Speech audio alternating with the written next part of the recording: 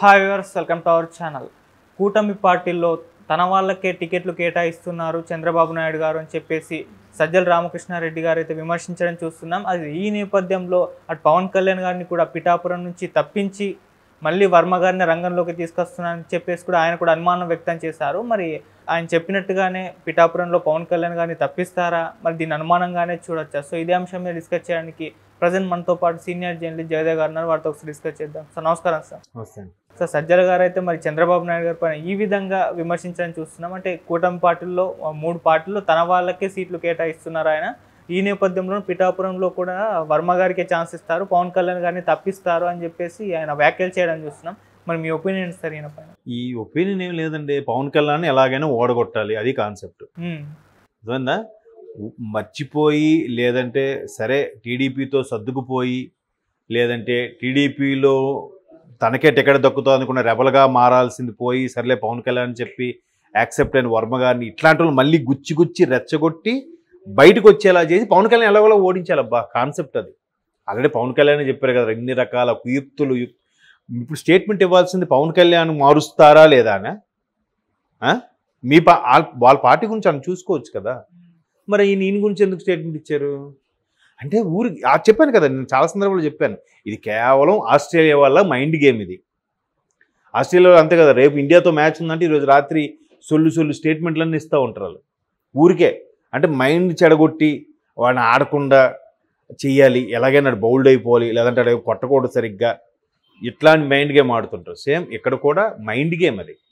ఇప్పుడు క్లియర్గా పవన్ కళ్యాణ్ అనే వ్యక్తి తనే ఒప్పుకున్నాడు, నేను పిఠాపురం నుంచి పోటీ చేస్తాను చెప్పి మొదట అభ్యర్థించాడు. ఆయన అభ్యర్థించి చెప్పాడు, నాకు అవకాశం ఇవ్వండి అని అడుగుతున్నాడు. టీడీపీ శ్రేణుల్ని వాళ్ళు కూడా పక్కన వర్మగారిని పెట్టుకొని మరీ మాట్లాడే ఇదైతే అంత మరి వీళ్ళకేంటి నొప్పి అంటే ఏం లేదు, సింపుల్. ఆయన ఎలాగో ఒకలాగా చేసి ఓడగొట్టాలంటే ఏం చేయాలి? ఆయన స్ట్రాంగ్గా ఉన్నాడు, ఆయన ఎలాగో ఇదవడు, కానీ కింద కార్యకర్తలను కన్ఫ్యూజ్ చేయాలి కదా. లేదా మర్చిపోయిన వర్మగారిని మళ్ళీ గుర్తు చేయాలి. వర్మగారు మర్చిపోయానని కాకుండా దాన్ని ఎలా చెప్పొచ్చు అంటే, అదే ఇప్పుడు ఆయన ఓకే గవర్నమెంట్ వచ్చాక వాళ్ళు అది బాబు గారు ఏం చెప్పారో లేదా బొజ్జగించారో లేదా వచ్చాక మీకు ఇంకేమైనా ఇస్తామని చెప్పారో ఏదో సంథింగ్ వాళ్ళు ఏదో తంటాలు పడతారు కదా, మళ్ళీ తప్పిస్తారేమో అనే స్టేట్మెంట్ ఎందుకు ఇవ్వడం అంటే మైండ్ గేమే. అంతేగాని పవన్ కళ్యాణ్ని చెప్తున్నాను కదా, వంగ గీత గారు కూడా విమర్శిస్తున్నారు పవన్ కళ్యాణ్ గారిని. తర్వాత వంగ గీత మీద పవన్ కళ్యాణ్ గారిని విమర్శించారా? చేయలేదు. ఒకప్పుడు పీఆర్పీలో చేశారు కాబట్టి ఆవిడ మంచి లీడర్షిప్ క్వాలిటీస్ ఉన్న ఉమెన్గానే నాకు తెలుసు అన్నట్టుగానే వదిలేశారు. ఇంకా విచక్షణ అనేది ప్రజల్లోకి వదిలేస్తున్నాడు ఆయన. ఇప్పుడు వాళ్ళు మారుస్తారు, మీరు మార్చారు, అక్కడది ఎక్కడది అక్కడ మారుస్తూనే ఉన్నారు కదా వీళ్ళు. మరి దీని గురించి ఎక్కడైనా స్టేట్మెంట్ ఇచ్చారు అయినా? మళ్ళీ మారుస్తారేమో అనుమానం వ్యక్తం చేయొచ్చు కదా. ఎందుకంటే ఒక దగ్గర ఎమ్మెల్యేగా చేసినోడు ఇంకో దగ్గర ఎంపీకి తెచ్చారు, ఒక దగ్గర ఎంపీగా చేసినోడు ఇంకో దగ్గర ఎమ్మెల్యేకి ఇస్తున్నారు. ఇప్పుడు నెల్లూరు అనిల్ గారు కానీ, ఇప్పుడు అవంతి శ్రీనివాస్ గారు కానీ, వీళ్ళందరినీ మారుస్తూ ఉన్నారు కదా. అలా మారుస్తున్నప్పుడు మరి అంత కీలకమైన వ్యక్తులను కూడా మార్చుతూ ఉన్నప్పుడు మరి ఇక్కడ మారుస్తారని ఎందుకు అనుకోవాలి? అది ముందు స్టేట్మెంట్ ఇవ్వచ్చు కదా. అదే ఇవ్వకుండా ఈయన పవన్ కళ్యాణ్ గారిని మళ్ళీ మార్చి వర్మ గారికి ఇస్తారంటే కార్యకర్తల్ని, అక్కడ ఉండే స్థానికంగా ఉండే జన సైనికుల్ని లేదా కూటమిలో ఉండే భాగస్వాములను ప్రతి ఒక్కరిని కూడా కన్ఫ్యూజ్ చేసి ఎలాగో ఒకలాగా పవన్ కళ్యాణ్ని ఓడించాలి, అదొక్కటే కాన్సెప్ట్ పెట్టుకున్నారు. ఎక్కువగా పవన్ కళ్యాణ్ గారు ఫోకస్ చేశారు, నెక్స్ట్ లోకేష్ గారి మీద ఫోకస్ చేశారు. వీళ్ళిద్దరిని ఎలాగైనా ఓడించాలబ్బా, అది వాళ్ళ కాన్సెప్ట్. ఏం చేసినా పర్వాలేదు, దేనికైనా. ఎందుకంటే పవన్ కళ్యాణ్ గారు కూడా చెప్పారు కదా, నాకు అవసరం అనుకుంటే కుటుంబానికి ₹1,00,000 ఇచ్చైనా నన్ను ఓడించాలనే విశ్వ ప్రయత్నం చేస్తున్నట్టుగా కనబడుతుందని. ఇప్పుడు ఆయనకి ఏం ఇన్పుట్ లేకుండా ఊరికే స్టేట్మెంట్లు ఇవ్వడు కదా. ఇప్పుడు మనకన్నా వాళ్ళకి ఎక్కువ ఇన్పుట్ ఉంటుంది కదా. అన్న కింద స్థాయిలో ఇలా అనుకుంటున్నారన్నా, అన్న కార్యకర్తలు ఇలా అనుకుంటున్నారన్నా, లేదా వాళ్ళు ఇలా మాట్లాడుకుంటున్నారన్నా అని ఉంటారు. అలాగా వాళ్ళకి తెలిసినప్పుడు కొన్ని తెలుస్తాయి రియాలిటీగా. కాకపోతే చాలామంది హైడ్ చేసేస్తారు, ఈయన ఓపెన్గా అన్నీ మాట్లాడుతున్నాడు కాబట్టి అది చెప్పాడు. కాబట్టి లాస్ట్ మినిట్లో మార్చేస్తారు, వర్మ గారికి మళ్ళీ ప్రకటించవచ్చు. మరి అలా అనుకుంటే చాలా విమర్శ ఉంది అసలు. చంద్రబాబు గారు ఏంటంటే, చంద్రబాబు ఒకప్పుడు టీడీపీలో ఉన్న వ్యక్తులనే ఇప్పుడు బీజేపీలోకి వెళ్ళినా జనసేనలోకి వెళ్ళినా మారుస్తున్నారు అన్నట్టుగా వ్యాఖ్యలు చేశారు. మరి అలా అయితే పి గన్నవరంకి సంబంధించి ఆయన పేరు రాజేష్ గారు, ఆయన మార్చారుగా. మరి ఆయన ముందు వేరే దగ్గర ఉండి ఇక్కడికి వచ్చినోడు ఏం కాదు కదా. వైసీపీ నుంచి టీడీపీలోకి వచ్చిన వ్యక్తి ఆయన. మరి అక్కడ ఊరికే విమర్శలు ఆ నాన్న హడావిడి చేస్తే ఆయన బాబు నమస్కారం బాబు అంటే ఆయన తట్టుకోలేక ఈ విధంగా సైడ్ చేయాలని చూసి దేని పోనీ హైప్, ఎందుకంటే ఆయన బాగా సోషల్ మీడియాలో కూడా మంచి పవర్ఫుల్గా అటాక్ ఇచ్చేస్తూ ఉంటాడు. అమ్మో ఇట్లాంటి వాడికి ఇస్తే మనకి చాలా కష్టం, రిస్క్ అని చెప్పి అలాంటి వాడిని తప్పించేలాగా ఎన్ని చేయాలో చేశారు.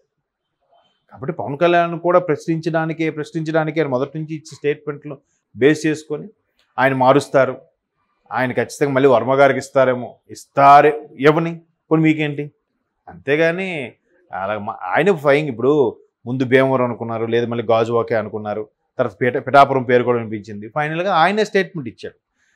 చంద్రబాబు గారు కూడా సీట్లు కేటాయించక ముందే నేను పిఠాపురం నుంచి పోటీ చేస్తా అని చెప్పారు. కాకపోతే 24 సీట్లది 21కో 22కో ఒక సీట్ మళ్ళీ టీడీపీది ఒకటి వచ్చింది. సో 22 సీట్లకో దేనికో కాస్త కుదించబడింది. పోనీ ఆయన అదే చెప్పాడు, నేను నానా ఇబ్బందులు పడుతున్నాను, కూటమిలో బీజేపీ టీడీపీ జనసేన కలిసి ప్రయాణించేలాగా ప్రభుత్వాన్ని ఎలాగైనా పడగొట్టాలనే ఉద్దేశంతోనే ప్రభుత్వ వ్యతిరేక ఓటుని చీల్చుకోకూడదు, వాళ్ళు ఎన్ని విమర్శలు చేసినా, నన్ను దత్తపుత్రుడు అన్నా ప్యాకేజీ స్టార్ అన్నా ఏమనుకున్నా కానీ, లేదా చంద్రబాబు చెప్పిన స్క్రిప్ట్ నేను రాస్తున్నాను అనుకున్నా కానీ నేను దీనికి కట్టుబడి ఉన్నాను, మొదటి నుంచి అదే మాట మీద ఉన్నాడు, దానికే కట్టుబడి. మరి ఇంకా అలా ఉన్నప్పుడు ఆయన ఎలాగా తెగ్గొట్టలేమని అర్థమైపోయింది. ఇప్పుడు ఏం చేయాలి, వర్మ గారు లాంటి వాళ్ళు అడగాలి, తెగ్గొట్టాలి, లేదా కింద కార్యకర్తలు తెగ్గొట్టాలి, వాళ్ళని కన్ఫ్యూజ్ చేయాలి. ఇంకేదే కాదు. ఇంకా పోలింగ్ ముందు రోజు వరకు ఇలాంటి స్టేట్మెంట్లు వస్తూనే ఉంటాయి ఏదో ఒకటి.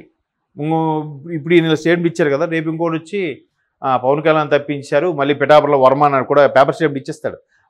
వాళ్ళకి అనుకూలంగా ఉన్న పేపర్లో ఆ స్టేట్మెంట్ కూడా వచ్చేస్తుంది. మనమే అనుకుంటాం అరే తప్పించారేమో అని అనుకుంటాం. లోపల మ్యాటర్ చూస్తే నిన్న టీడీపీ శ్రేణులు ఈ మాటలు వినిపించాయి, తప్పిస్తారేమో అనుమానంగా ఉందని ప్రజలు అభిప్రాయపడుతున్నారని రాసిస్తాడు కింద. హెడ్లైన్ మాత్రం ఏముంటుంది, పవన్ తప్పించి వర్మకే కేటాయించిన పిఠాపురం ఉంటుంది, వాళ్ళకి అనుకూలంగా ఉండే పేపర్లో కానీ ఎక్కడైనా. లోపల మ్యాటర్ చూస్తే అనుకుంటున్నారని ఉంటుంది. ఎందుకు మళ్ళీ తప్పు దొరకకూడదు కదా రేపు పొద్దున ఎవరైనా ఇష్యూ చేస్తే. కాబట్టి అవంతా ఒక మైండ్ గేమ్, వ్యూహంలో భాగము, అందులో తప్పులేదు. ఇలాంటి వ్యాఖ్యలు చేయండి. నేనేమంటా, ఇది వ్యూహం, ఇది టాలెంట్, ఇది మైండ్ గేమ్, ఓకే. అంతేగాని 4 పెళ్ళిళ్ళు చేసుకున్నాడు, 3వ పిల్లంకి విడాకులు ఇవ్వలేదు, వాడు 2వ భార్య 3వ కూతురి మెచ్యూర్డ్ ఫంక్షన్ అయింది, ఇవన్నీ ఎందుకబ్బా? పర్సనల్గా అలాగెళ్ళదు. ఇలాగ మైండ్ గేమ్లు ఎన్నైనా ఆడండి. ఓకే ఉందా అమ్మ, ఇదిరా టాలెంట్ అని అనుకుంటారు వాళ్ళు మీకు మంచి సపోర్ట్ ఇస్తారు. అలా కాకుండా ఫ్యామిలీస్కి వెళ్ళిపోయి వాళ్ళకి ఇబ్బంది పెట్టడం, డిస్టర్బ్ చేయడం అనేది కరెక్ట్ కాదు. నోటుకు వచ్చినట్టుగా ఆడొక సన్నాసి, ఆడొక 420 అన్నది తిట్టుకోవడం. సో ఇట్లాంటి మైండ్ గేమ్ అండి, ఇది అర్థమైపోతుంది మైండ్ గేమ్ అని. చూద్దాం పవన్ కళ్యాణ్ గారు ఎటువంటి కౌంటర్ ఇస్తారో అది కూడా చూద్దాం. బేస్ చేసుకొని ఆయన మారుస్తారు. చంద్రబాబు గారు కూడా సీట్లు కేటాయించక ముందే నేను పిఠాపురం నుంచి పోటీ చేస్తా అని చెప్పారు. కాకపోతే 24 సీట్లది 21కో 22కో ఒక సీట్ మళ్ళీ టీడీపీది ఒకటి వచ్చింది. సో 22 సీట్లకో దేనికో కాస్త కుదించబడింది. Okay sir, thank you so much sir. Thank you.